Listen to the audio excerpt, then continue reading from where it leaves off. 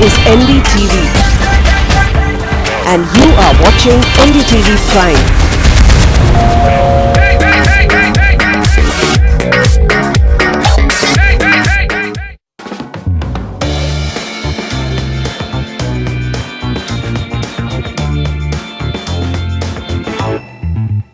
Salarpuria Sattva, Trust, It's What We Build, presents the Realty Debate powered by Reliance Home Finance with Manisha Natarajan.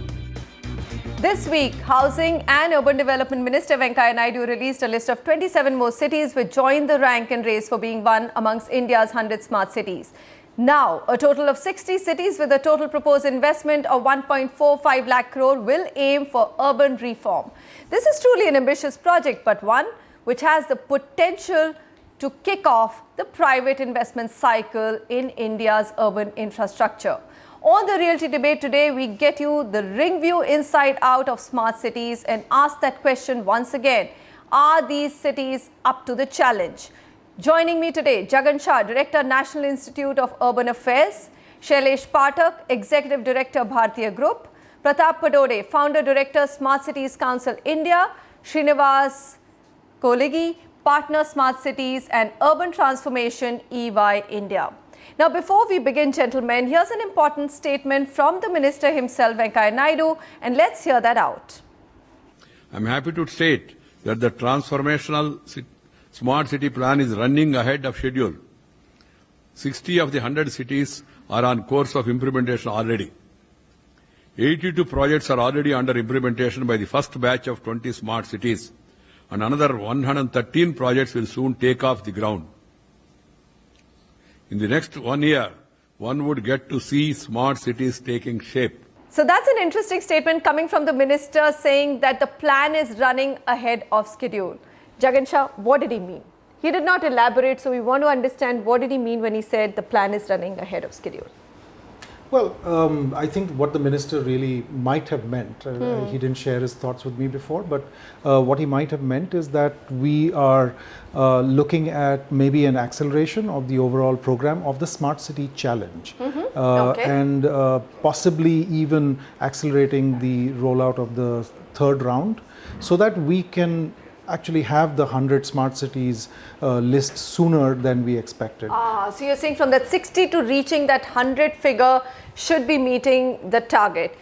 The other statement that he made was you will see smart city plan taking shape in the next 1 year. Shailesh Pathak, any comment on what he could have meant? Again, the same thing, that the list will be ready or more? Right. So let's just look at the evolution. 1 year ago, I said on your show that there will be massive citizen engagement in the Smart Cities mission. And this is a book actually released just... Can we zoom into it? This book? All right. Okay. That's the book. Fair enough. Citizen engagement in the Smart Cities Challenge. And this is the first 20 cities. And as you can see, a lot of engagement has happened. Right? Okay. So the first list of 20 was released. In the first list, Varanasi, I remember, was second last, and Dehradun was last, and Bhubaneswar was first. In the supplementary list, another 13 cities were released, and this is in effect the second list with 27. So we've got up to 60 now. And I did notice that Minister Naidu Garu said that the process of selecting the next 40 will start in January 2017. The three things I'd just like to emphasize, he said, number one, we wanted to plan at urban local body level, not at the state level. Okay. And I think 60 cities deserve to be congratulated for doing this at the urban local body level. The second he said was that Prime Minister Modi had insisted on citizen engagement, and we've seen all these cities. In fact, the saying is that you go to a place like Vadodara or Shivamogga and they know more about Smart Cities mission than people in Delhi. Thank you. And that was a hard blow. and the third was that all these area-based developments will focus or feature as lighthouses to show the way to the rest of the city and to other cities indeed in the state. Jagan Shah, is the citizen engagement the most exciting part of what has happened with this entire smart city mission so far? I think one can call it one of the most exciting things that has happened. Citizens getting involved and hopefully remaining involved Engaged. throughout the process of building their city smart. As our minister has often said, it's going to take 10 to 15 years for a city to actually transform itself. I think along with the citizens getting smarter about their engagement with their own cities, really building on their own identity and strength and economic potential, is also the smartening up of the overall ecosystem of governance and management of cities. And that's also a heartening story. Unlike most government programs, the Smart Cities mission is also evolving as it is rolled out. So in this round, we are looking at a far greater convergence across departments and ministries. That has happened? That has happened. Okay. And it's all right. reflected So in this so round. that's a big step between the time that the last list was announced and this list has been announced. Absolutely. So we are adding new components into the thinking around smart cities as we move forward. So Okay. we are learning. It's an evolving and learning system. It's not easy for the outcomes to be presented immediately because after all, Not at all. Not even looking at outcomes. This is too early. I mean, planning has to go right. That's the reason why I was wondering, what did he mean when he said we are ahead of schedule? So now I'm guessing ahead of schedule essentially means that, look, the list has been ready with enough citizen participation, which is what the government intended. All right, let me come to you, Srinivas. What has been the most exciting part of the time from when this mission was announced to the time when the first list was announced and to now?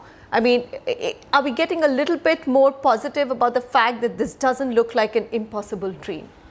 One of the big positives I see out of this program is, and when I compare this with the dialogue on smart cities that's happening in many countries around the world, whether it's in conferences or even when I interact with many of my colleagues globally, I think the pace at which in India we have evolved our thinking of what it means to make a city smart. I mean, we've accelerated from virtually no thinking around this issue from the last three years back or 2 years back to now, where our thinking has evolved and where we are beginning to ground projects. Right. I think that pace of change and the thinking and understanding around the entire ecosystem, whether it's government, whether it's service providers, whether it's policymakers, whether it's engineers at the city level and so on, that transformation I think has been fantastic. Okay. So Yeah. go ahead.